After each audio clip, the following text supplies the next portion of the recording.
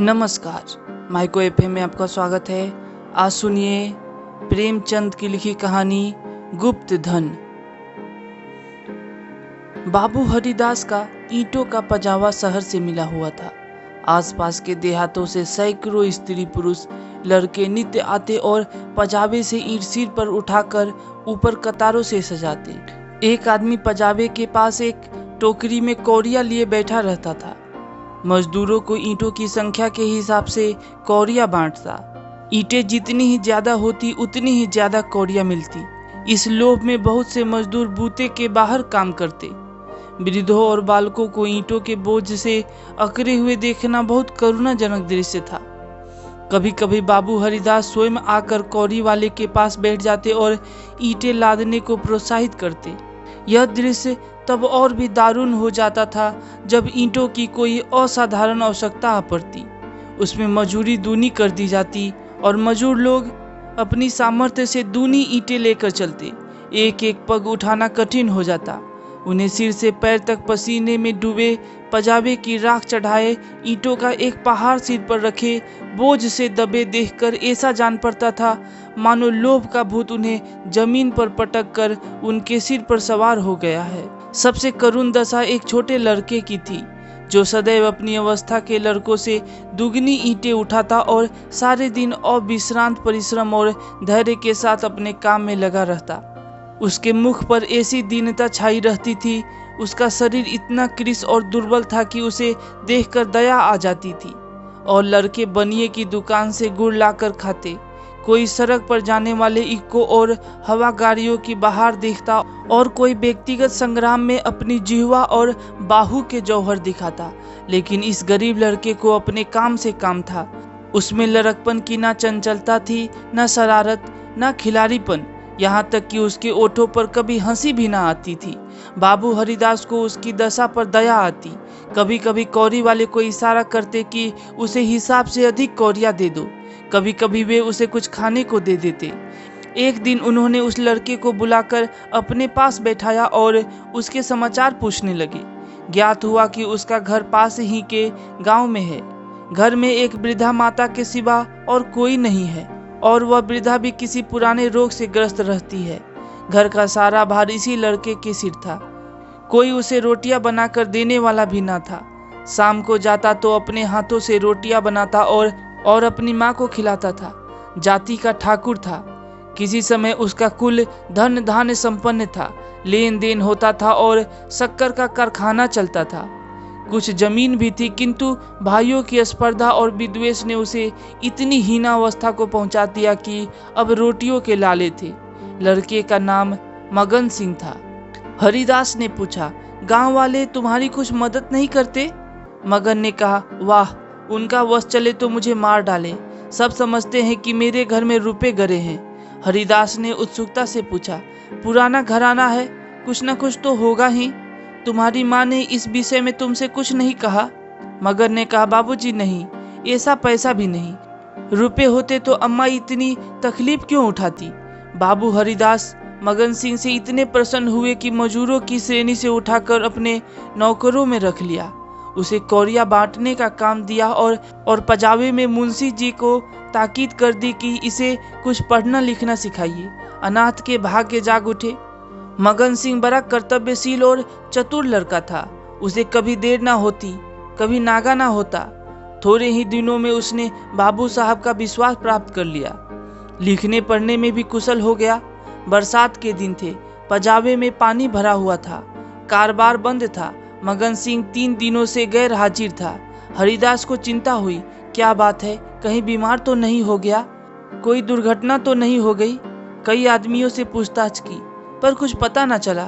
चौथे दिन पूछते पूछते मगन सिंह के घर पहुंचे। घर क्या था, पुरानी समृद्धि का ध्वंसावशेष मात्र था। उनकी आवाज सुनते ही मगन सिंह बाहर निकल आया। हरिदास ने पूछा, कई दिन से आए क्यों नहीं?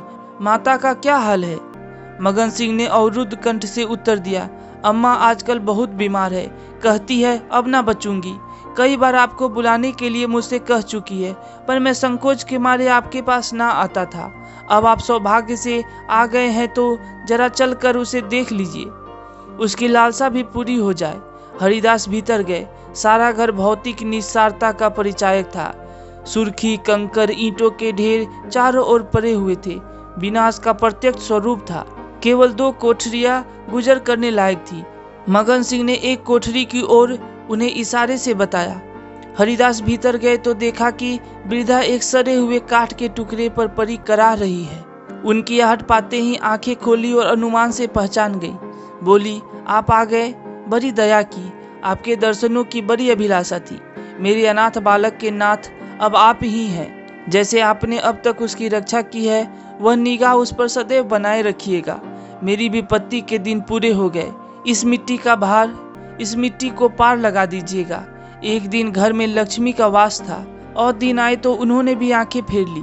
पुरखों ने इसी दिन के लिए कुछ थाती धरती माता को सौंप दी थी।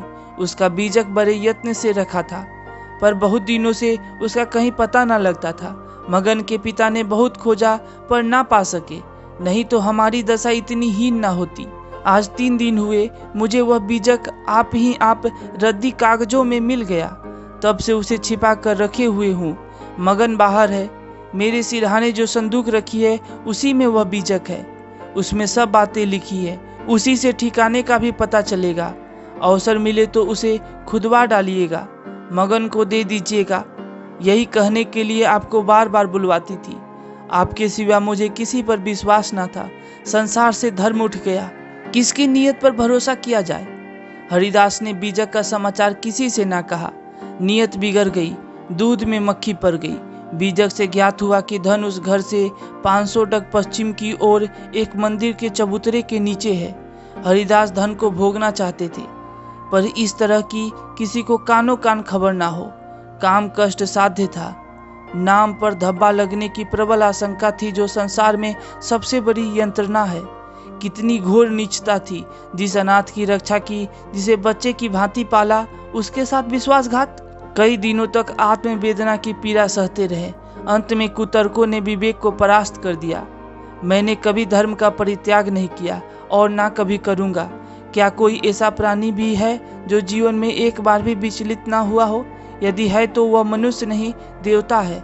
मैं मनुष्य हूँ। मुझे देवताओं की पंक्ति में बैठने का दावा नहीं है। मन को समझाना बच्चे को फुसलाना है। हरिदास सांझ को सैर करने के लिए घर से निकल जाते। जब चारों ओर सन्नाटा छा जाता तो मंदिर के चबूतरे पर आ बैठते और एक कुदाली से उसे खोदते। दिन में 2-1 बार इधर उधर ताक झांक करते कि कोई चबूतरे के पास खड़ा तो नहीं है।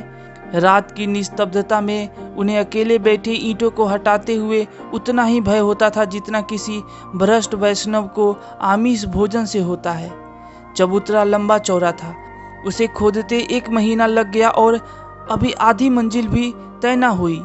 इन दिनों उनकी दशा उस पुरुष की सी थी जो कोई मंत्र जगा रहा हो। चित्त पर चंचलता छाई रहती। आंखों की ज्योति तीव्र हो गई थी। बहुत गुमसुम रहते, मानो ध्यान में हो। किसी से बातचीत ना करते। अगर कोई छेड़ कर बात करता तो झुंझला पड़ते। पजावे की ओर बहुत कम जाते। विचारशील पुरुष थे। आत्मा बार बार इस कुटिल व्यापार से भागती। निश्चय करते कि अब चबूतरे की ओर ना जाऊंगा, पर संध्या होते ही उन पर एक नशा सा छा जाता। बुद्धि विवेक का अपहरण हो जाता। जैसे कुत्ता मार खाकर थोड़ी देर के बाद टुकड़े की लालच में जा बैठता है, वही दशा उनकी थी। यहाँ तक कि दूसरा मास भी व्यतीत हुआ। अमावस की रात थी। हरिदास मलिन हृदय में बैठी हुई कालीमा की भांति चबूतरे पर बैठे हुए थे। आज चबूतरा खुद जाएगा। जरा देर तक और मेहनत करनी पड़ेगी। कोई चिंता नहीं। घर में लोग चिंतित हो रहे होंगे, पर अभी निश्चित हुआ जाता है कि चबूतरे के नीचे क्या है। पत्थर का तहखाना निकल आए तो समझ जाऊंगा कि धन अवश्य होगा। तहखाना ना मिले तो मालूम हो जाएगा कि सब धोखा ही धोखा है। कहीं सचमुच तहखाना ना मिले तो बड़ी दिल लगी हो, मुफ्त में उल्लू बनूं, पर नहीं। कुदाली खटखट बोल रही है। हाँ, पत्थर की चट्टान है। उन्होंने टटोल कर देखा, भ्रम दूर हो गया। चट्टान थी। तहखाना मिल गया। लेकिन हरिदास खुशी से उछले कूदे नहीं। आज वे लौटे तो सिर में दर्द था। समझे थकान है, लेकिन यह थकान नींद से ना गई। रात को ही उन्हें जोर से बुखार हो गया। 3 दिन तक जोर में पड़े रहे। किसी दवा से फायदा ना हुआ। इस रुग्णावस्था में हरिदास को बार बार भ्रम होता था, कहीं यह मेरी तृष्णा का दंड तो नहीं है। जी में आता था मगन सिंह को बीजक दे दूं और क्षमा की याचना करूं, पर भंडाफोर होने का भय मुंह बंद कर देता था। ना जाने ईसा के अनुयायी अपने पादरियों के सम्मुख कैसे अपने जीवन भर के पापों की कथा सुनाया करते थे। हरिदास की मृत्यु के पीछे यह बीजक उनके सुपुत्र प्रभुदास के हाथ लगा। बीजक मगन सिंह के पुरखों का लिखा हुआ था, इसमें लेस मात्र भी संदेह न था। लेकिन उन्होंने सोचा पिताजी ने कुछ सोचकर ही इस मार्ग पर पग रखा होगा। वे कितने नीतिपरायण, कितने सत्यवादी पुरुष थे। उनकी नीयत पर कभी किसी को संदेह नहीं हुआ। जब उन्होंने इस आचार को घृणित नहीं समझा तो मेरी क्या गिनती है। कहीं यह धन हाथ आ जाए तो कितने सुख से जीवन व्यतीत हो। शहर के रईसों को दिखा दूं कि धन का सदुपयोग क्यों कर होना चाहिए। बड़े बड़ों का सिर नीचा कर दूं, कोई आंखें न मिला सके। इरादा पक्का हो गया। शाम होते ही वे घर से बाहर निकले। वही समय था, वही चौकन्नी आंखें थी और वही तेज कुदाली थी। ऐसा ज्ञात होता था मानो हरिदास की आत्मा इस नए भेष में अपना काम कर रही है। चबूतरे का धरातल पहले ही खुद चुका था, अब संगीन तहखाना था। जोरों को हटाना कठिन था, पुराने जमाने का पक्का मसाला था। कुल्हाड़ी उचट उचट कर लौट आती थी। कई दिनों में ऊपर की दरारें खुली, लेकिन चट्टानें जरा भी ना हिली। तब वह लोहे की छड़ से काम लेने लगे, लेकिन कई दिनों तक जोर लगाने पर भी चट्टानें ना खिसकी। सब कुछ अपने ही हाथों करना था, किसी से सहायता ना मिल सकती थी। यहाँ तक कि फिर वही अमावस्या की रात आई। प्रभुदास को जोर लगाते 12 बज गए और चट्टानें भाग्य रेखाओं की भांति अटल थी। पर आज इस समस्या को हल करना आवश्यक था। कहीं तहखाने पर किसी की निगाह पड़ जाए तो मेरे मन की लालसा मन ही में रह जाए। वह चट्टान पर बैठकर सोचने लगे, क्या करूं? बुद्धि कुछ काम नहीं करती। सहसा उन्हें एक युक्ति सूझी, क्यों न बारूद से काम लूं। इतने अधीर हो रहे थे कि कल पर इस काम को ना छोड़ सके। सीधे बाजार की तरफ चले। 2 मील का रास्ता हवा की तरह तय किया, पर वहां पहुंचे तो दुकानें बंद हो चुकी थी। आतिशबाज हीले करने लगा। बारूद इस समय नहीं मिल सकती, सरकारी हुक्म नहीं है। तुम कौन हो? इस वक्त बारूद लेकर क्या करोगे? ना भैया, कोई वारदात हो जाए तो मुफ्त में बंधा बंधा फिरूं, तुम्हें कौन पूछेगा। प्रभुदास की शांति वृत्ति कभी इतनी कठिन परीक्षा में ना पड़ी थी। वे अंत तक अनुनय विनय ही करते रहे, यहाँ तक कि मुद्राओं की सुरीली झंकार से उसे वशीभूत कर लिया। प्रभुदास यहाँ से चले तो धरती पर पांव ना पड़ते थे। रात के 2 बजे थे। प्रभुदास मंदिर के पास पहुंचे। चट्टानों की दराजों में बारूद रख पलीता लगा दिया और दूर भागे। एक क्षण में बड़े जोर का धमाका हुआ। चट्टान उड़ गई। अंधेरा सामने था, मानो कोई पिचास उन्हें निगल जाने के लिए मुंह खोले हुए है। प्रभात का समय था। प्रभुदास अपने कमरे में लेटे हुए थे। सामने लोहे के संदूक में 10,000 पुरानी मुहर रखी हुई थी। उनकी माता सिरहाने बैठी पंखा झल रही थी। प्रभुदास जोर की ज्वाला से जल रहे थे। करवटें बदलते थे, कराहते थे, हाथ पांव पटकते थे, पर आंखें लोहे के संदूक की ओर लगी हुई थी। इसी में उनके जीवन की आशाएं बंद थी। मगन सिंह अब पजावे का मुंशी था, इसी घर में रहता था। आकर बोला, पजावे चलिएगा, गाड़ी तैयार कराऊं? प्रभुदास ने उनके मुख की ओर क्षमा याचना की दृष्टि से देखा और बोले, नहीं, मैं आज ना चलूंगा, तबीयत अच्छी नहीं है, तुम भी मत जाओ। मगन सिंह उनकी दशा देखकर डॉक्टर को बुलाने चला। 10 बजते बजते प्रभुदास का मुख पीला पड़ गया, आंखें लाल हो गई। माता ने उसकी ओर देखा तो शोक से विह्वल हो गई। बाबू हरिदास की अंतिम दशा उनकी आंखों में फिर गई। जान पड़ता था यह उसी शोक घटना की पुनरावृत्ति है। यह देवताओं की मनोतियां मना रही थी, किंतु प्रभुदास की आंखें उसी लोहे के संदूक की ओर लगी हुई थी जिस पर उन्होंने अपनी आत्मा अर्पण कर दी थी। उनकी स्त्री आकर उनके पैरों के पास बैठ गई और बिलख बिलख कर रोने लगी। प्रभुदास की आंखों से भी आंसू बह रहे थे, पर वे आंखें उसी लोहे के संदूक की ओर निराशापूर्ण भाव से देख रही थी। डॉक्टर ने आकर देखा, दवा दी और चला गया, पर दवा का असर उल्टा हुआ। प्रभुदास के हाथ पांव सर्द हो गए, मुख निस्तेज हो गया, हृदय की गति मंद पड़ गई, पर आंखें संदूक की ओर से ना हटी। मोहल्ले के लोग जमा हो गए। पिता और पुत्र के स्वभाव और चरित्र पर टिप्पणियां होने लगी। दोनों शील और विनय के पुतले थे, किसी को भूल कर भी कड़ी बात ना कही। प्रभुदास का संपूर्ण शरीर ठंडा हो गया था, प्राण था तो केवल आंखों में। वे अब भी उसी लोहे के संदूक की ओर सतृष्ण भाव से देख रही थी। घर में कोहराम मचा हुआ था। दोनों महिलाएं पछाड़े खा खा कर गिरती थी। मोहल्ले की स्त्रियां उन्हें समझाती थी। अन्य मित्रगण आंखों पर रुमाल जमाए हुए थे। जवानी की मौत संसार का सबसे करुण, सबसे अस्वाभाविक और भयंकर दृश्य है। यह वज्राघात है, विधाता की निर्दय लीला है।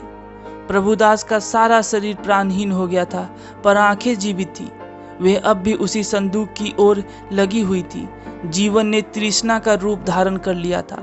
सांस निकलती है पर आस नहीं निकलती। इतने में मगन सिंह आकर खड़ा हो गया। प्रभुदास की निगाह उस पर पड़ी।